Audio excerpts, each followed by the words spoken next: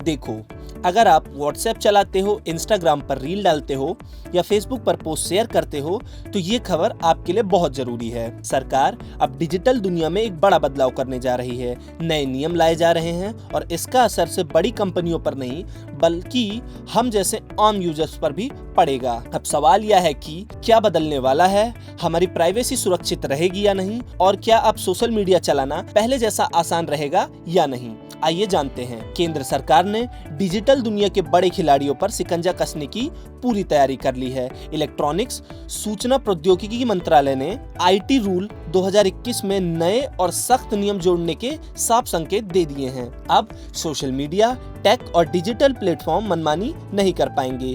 Intermediary यानी उन कंपनियों के लिए है जो यूजर्स और कंटेंट के बीच में बिचौलिए की भूमिका निभाते हैं। इससे पहले यह समझ लो, इंटरमीडियरी मतलब वो प्लेटफॉर्म जहां आप कुछ पोस्ट करते हो और वो दूसरे तक पहुंचता है, जैसे WhatsApp, Telegram, Facebook, Instagram, YouTube, Google, Amazon और नेटफ्लिक्स।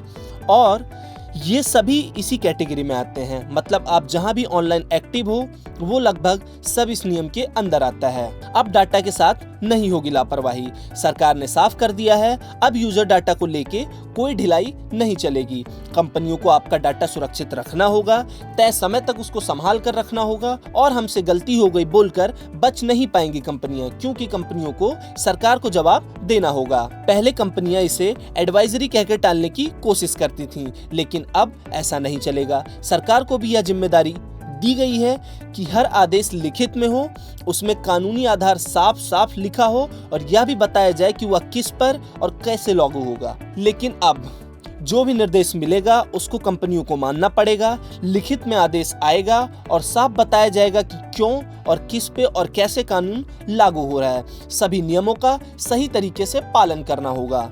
और एक बड़ा बदलाव रूल नंबर 8 में किया गया है, जिसके तहत अब न्यूज और करंट अफेयर से जुड़ा कंटेंट भी सख्त निगरानी में आएगा।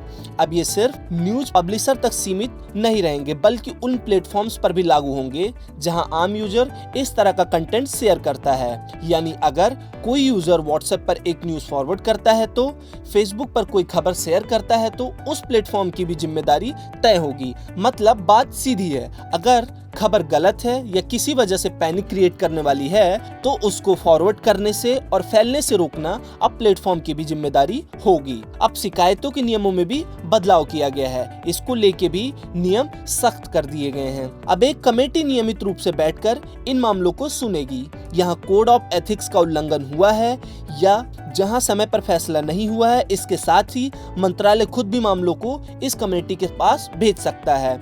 एक अहम बदलाव यह भी है कि अब कमेटी सिर्फ शिकायतों को स्वीकार या खारिज नहीं करेगी, बल्कि सीधे मंत्रालय को सिफारिशें भी देगी।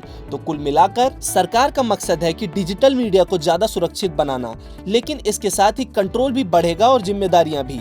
मतलब है कि कंटेंट पर नजर भी सख्त होगी और किसी भी तरीके की गलत खबर भेजने से पहले आपको 10 बार सोचना पड़ेगा, क्योंकि नियमों में अब बदलाव किए जा चुके हैं और आपके साथ साथ कंपनियों को भी इन नियमों को फॉलो करना होगा।